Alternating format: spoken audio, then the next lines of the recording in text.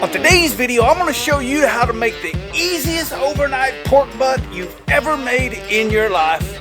Let's get to cooking. But before we get to cooking, let's get the Traeger plugged in and turned on. I'm going to be running this at 225 overnight. I got it full. Hickory pellets. I changed the drip pan last time, so let's go get the pork butt going. Alright, so this is going to be one of the easiest, simplest videos I've ever made in my life. There's not going to be a lot. This is mainly for the beginners or the people that struggle with pork butt. It's one of the easiest meats to cook in my opinion. I'm going to hit it with a little bit of a binder, a mustard binder. I'm going to rub this one with our double pepper cow cover course. I know people are thinking, well, it's cow cover, why are you putting it on pork? I have had it on ribs and I was blown away. And I was thinking, oh my gosh, I wonder what it'd do to a pork butt. So that's what we're going to try today. Use whatever rub that you like to use or whatever you got at the house. If you just want to use salt and pepper just to make it simple and easy on yourself, just do that. I'm not going to inject it, but if you do want to inject it, I would pick up our pork injection and I would just mix it like the instructions say. I like to use peach nectar or mango nectar, or you can use water or apple juice. I just highly recommend you use a high quality apple juice if you want to inject. So let me show you what we're going to be cooking here. This is our pork butts. This is a 2-pack. So we're 17 pounds. This is going to make about 10 pounds of cooked product, 10 to 11. Using a little bit of mustard for our binder and double pepper cow cover course. This stuff is killer. This stuff is absolutely killer. Let's get them trimmed up, get the binder on, get the rub on, and get them on the cooker. I just realized that I left my rapid steel at the other place. So my knife, it's sharp still, and a trick. If you need to sharpen a knife or just hit it on a rapid steel and you don't have one, you can use the bottom of a coffee mug. So I'm just hacking off some of this fat. I don't need too much of it. And if you don't feel comfortable, just leave it on. And you don't have to get crazy with it here. Big old chunk of fat on it. Get you some binder on there. Not too much. Rub it in.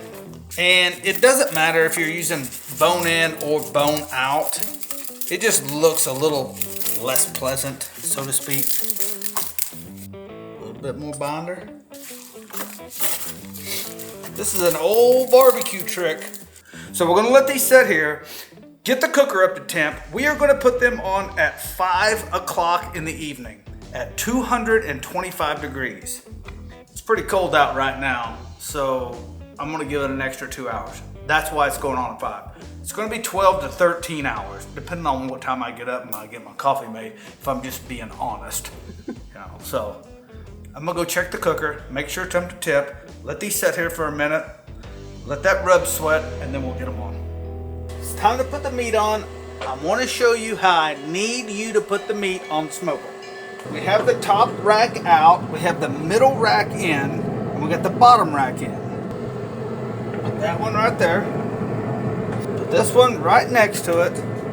Now you take your pan and put it underneath. We are going to catch our drippings. We're going to save our drip pan down here. I'll throw that away in the morning when I wrap these. But yeah, this is how I need you to do this. So we'll come back here in a little bit. Check the temperature. I'll bring you with me and make sure that everything's working. Like I said, I'm not going to open or touch this thing for at least 12 hours. I know that because I don't wake up till 5 a.m. So it'll probably be 12 and a half hours. Get my coffee made. We'll see what we're running with then. And just like that, it's 5 a.m. Like clockwork, 5 a.m. every day. So let's take a look at what we got. I did check it last night. It did come up to 225 and it was hovering. It's cold out here though. Let's see what we got. Oh, come on. Come on. That, my friends, is right there is how you do pork butt. These look fantastic. Now let's get them wrapped. Alright, so we got the pork butts pulled inside. Jeez. Come on, man.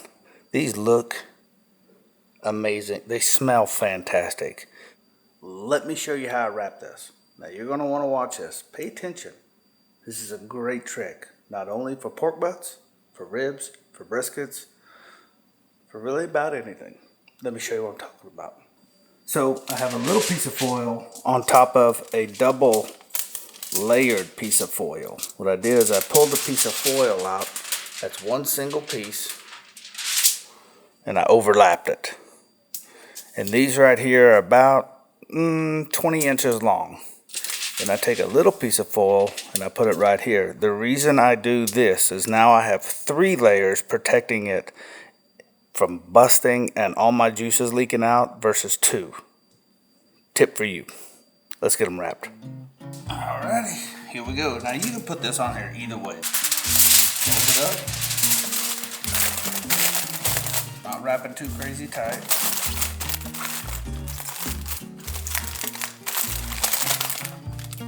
Put that right in the pan. I got some distilled water. It's about a half a cup. Back on the cooker in the pan. Alright, so we got them back on the cooker, back in the same spot. I took the bottom pan out. I want to show you what was in it and why I do it here in just a second. But from right here, we shut the lid. Now this is the one and only time you are going to touch this. 275. Lock it in. This, my friends, is in the bottom of your pellet cooker.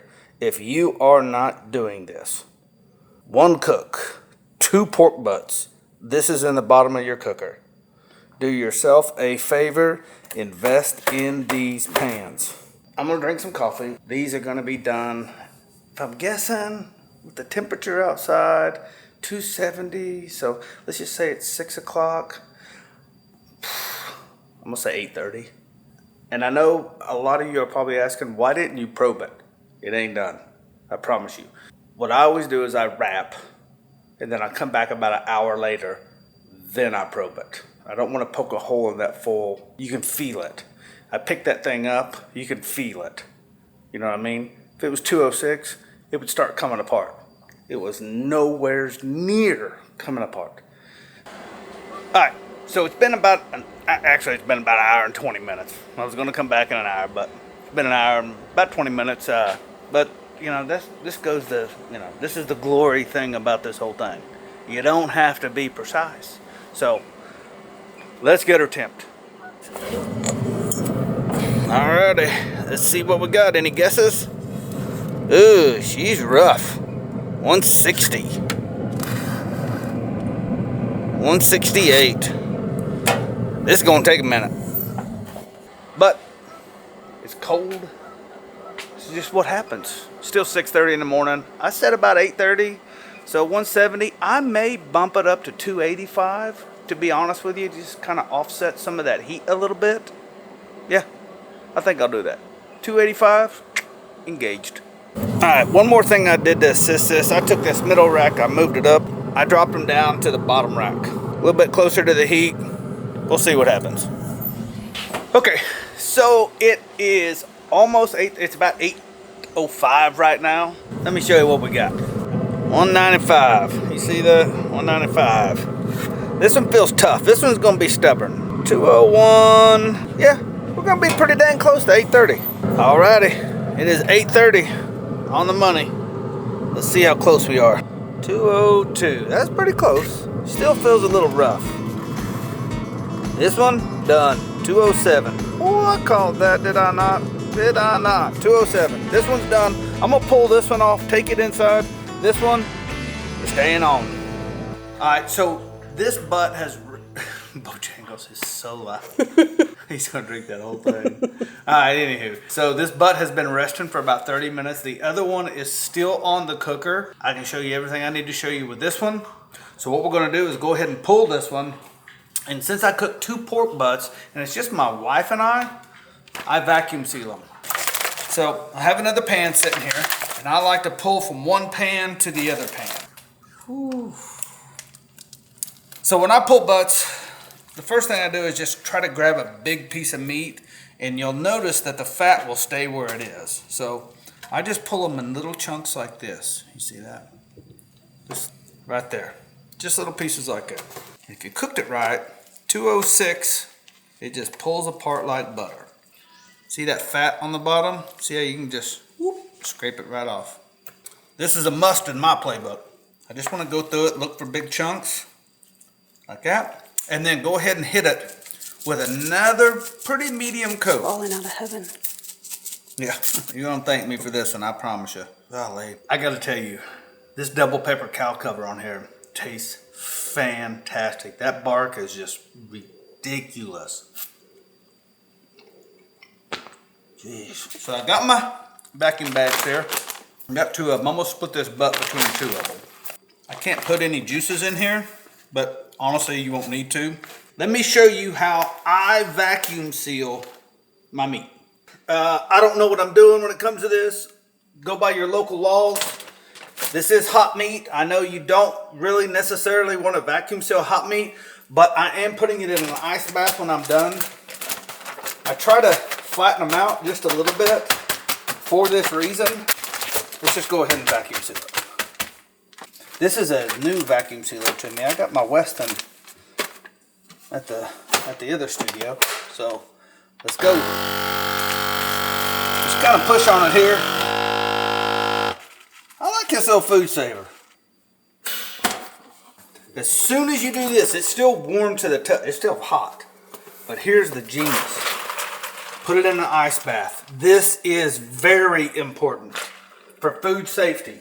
Now earlier I said your state laws, and what I'm talking about when I say that is what your health department, your food safety, how they tell you to vacuum seal meat. I'm not telling you.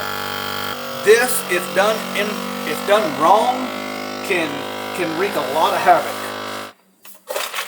I mean, you can tell. You can already see the difference. Mm-hmm. This one's already cold to the touch, and the fats in there are getting hard. They're congealing. I said getting hard. That's why I said congealing. I like my version better. That really does it for this video. Thank you for watching. Love you to death. If you want this recipe, head on over to kosmosq.com/recipes. Print it off, make it for yourself, and I'll catch you in the next video. Peace. Your people are anything like my people? Everybody's like, when we gonna eat? Standard answer. Recite it with me. We will eat when it is done, and not a minute sooner.